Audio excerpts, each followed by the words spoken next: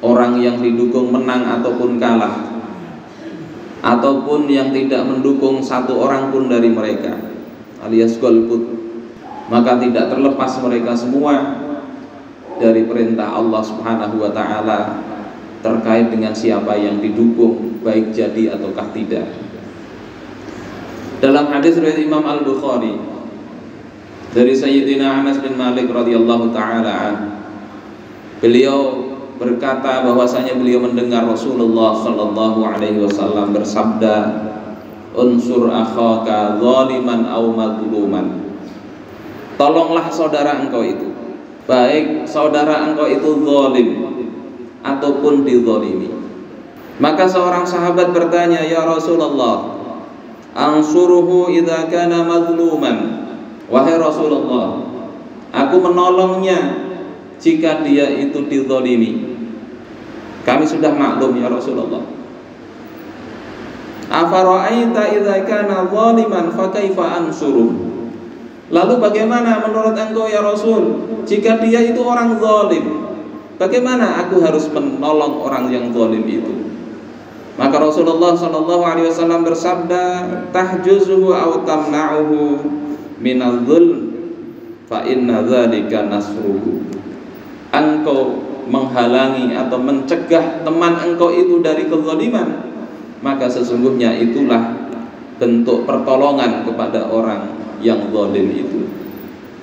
Ma'asyiral muslimin rahimakumullah, hadis ini sebetulnya berlaku umum kepada siapa saja. Kita punya saudara, kita punya teman, baik dia zalim maupun dizalimi, maka hendaklah kita menolongnya. Hadis ini juga berlaku untuk kehidupan rumah tangga. Terlebih suami terhadap istrinya, dia kelak akan dimintai pertanggungjawaban. Kenapa istrinya, anaknya, dan siapa yang di bawah pengawasannya ketika tidak taat kepada Allah, suami akan ditanya. Hadis ini juga berlaku untuk rakyat terhadap penguasa. Tidak bisa kita beralasan bahwasanya yang jadi itu bukan pilihan saya, kemudian kita biarkan kezalimannya. Tidak bisa kita beralasan bahwasanya kita tidak ikut memilih, kemudian kita biarkan kezaliman itu terjadi di mana-mana. Tetapi perintah Rasulullah ini berlaku untuk siapa saja. Untuk siapa saja.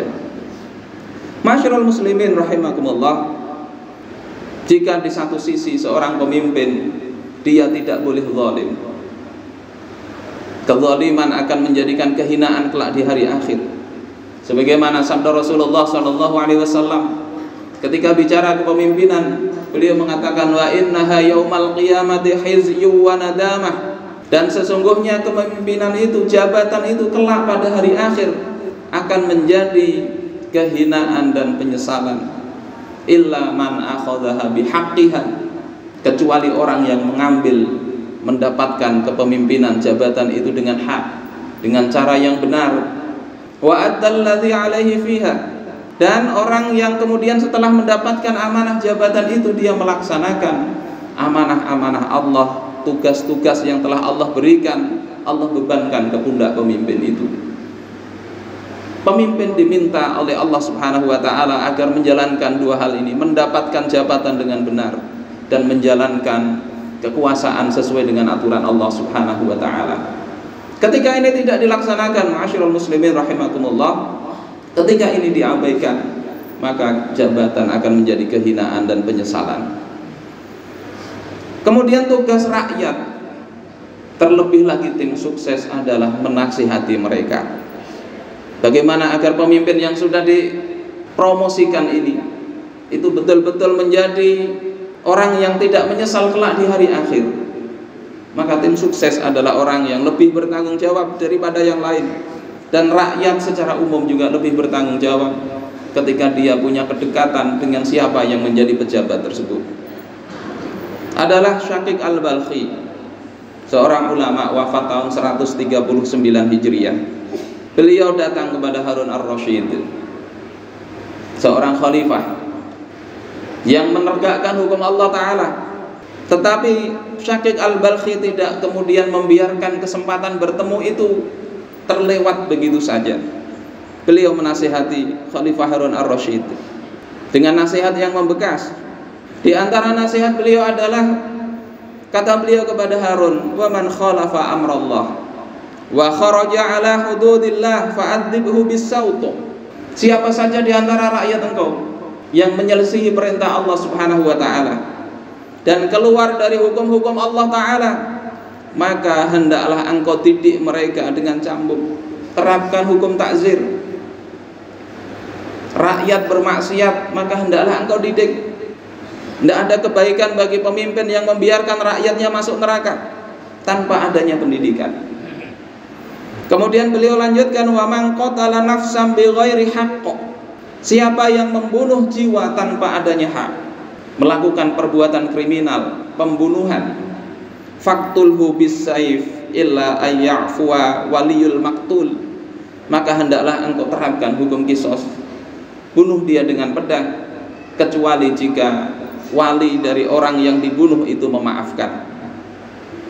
Kemudian beliau lanjutkan nasihatnya, fa illam taf'al fi mulkika bidinillah fa anta za'imu ahlin nar.